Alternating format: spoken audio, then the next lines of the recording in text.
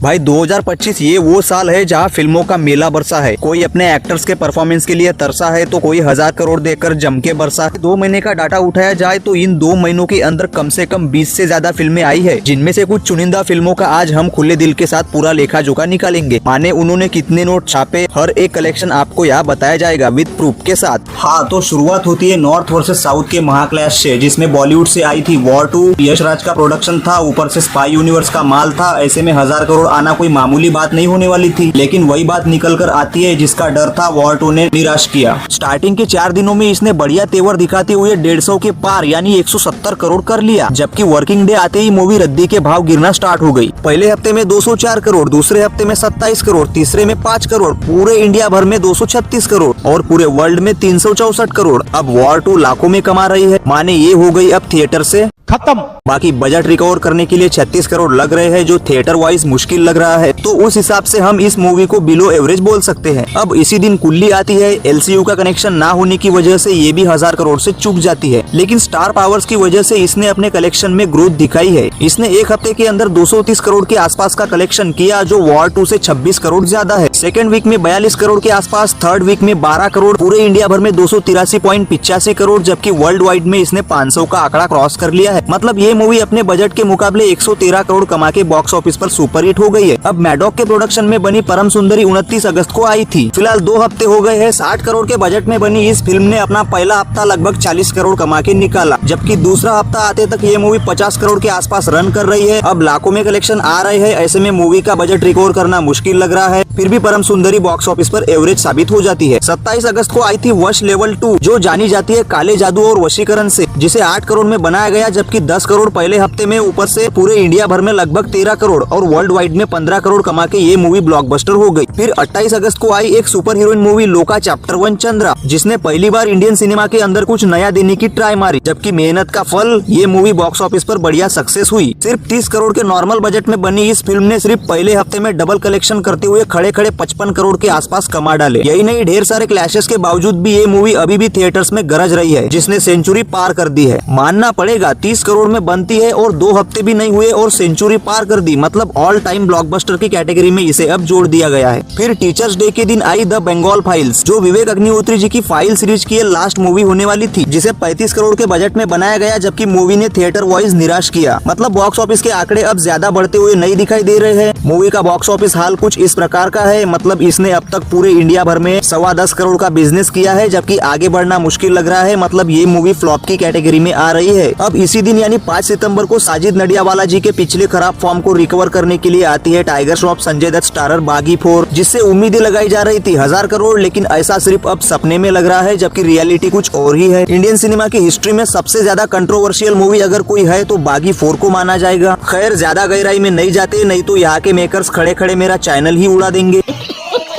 80 करोड़ के बजट में बनी इस मूवी को मिक्स रिव्यूज आने लगे, क्योंकि कोई बोल रहा था रीमेक है, कोई बोल रहा था कुछ सीन कट कर दिए गए हैं। बाद में पता चला सेंसर बोर्ड ने 23 कट्स मारे हैं। फिर कोई बोल रहा था बढ़िया लगी, टाइगर इन फैंस आए थे उनको भी बढ़िया लगी, लेकिन एक्चुअल में कितनी बढ़िया लगी इसका सबूत दे रहा था ये बॉक्स ऑफिस का डाटा, जिसने शुरू के 3 दिनों में तो बढ़िया परफॉर्मेंस दिखाया, लेकिन बाद में कौन सी दुनिया में ये मूवी चली गई कुछ अता ना पता चला। मूवी 50 करोड़ भी क्रॉस करने को है। फिलहाल तो 6 ही दिन हुए हैं, लेकिन ज्यादा से ज्यादा और 1 हफ्ता चल पाएगी। माने बजट भी रिकवर करना मुश्किल लग रहा है। ऐसे में बागी 4 डिजास्टर हो सकती है। दिन 5 सितंबर को एक और मूवी आई थी दिल मद्रासी, जिसने दिल तो जीत लिया लेकिन बॉक्स ऑफिस नहीं जीता। बहुत दिनों से खाली पीली पड़ा विद्युत जामवाल को साउथ में घुसेड़ दिया गया। यही नहीं, जिसने सलमान भाईजान को बॉक्स ऑफिस पर बुरी तरह से पिटवाया, उसके अंडर में बनी ये फिल्म 200 करोड़ में बनी, जबकि 200 करोड़ बहुत होते हैं, लेकिन एक हफ्ते के अंदर पता चल गया कि ये मूवी कितना तीर मारेगी। इसने तो 50 भी क्रॉस नहीं किया है, ऊपर से अभी जो कलेक्शन आ रहा है डबल डिजिट्स में भी नहीं आ रहा है। फिर क्या ही बोलने की इच्छा ही नहीं हो रही है। फिर भी चुरगाडोस के अंडर में बनी ये फिल्म बॉक्स ऑफिस पर बहुत ही बुरी तरह से डिजास्टर हो चुकी है। तो इतने सारे मूवीज थे जिनमें कुछ चले, कुछ पीटे, कुछ चल रहे हैं, कुछ गायब हो चुके हैं। मतलब एक बात तो साफ साफ समझ में आ जाती है कि जिसकी स्टोरी में दम होता है वही बॉक्स ऑफिस का किंग होता है। मिलते हैं अगले वीडियो में। बाय दोस्तों।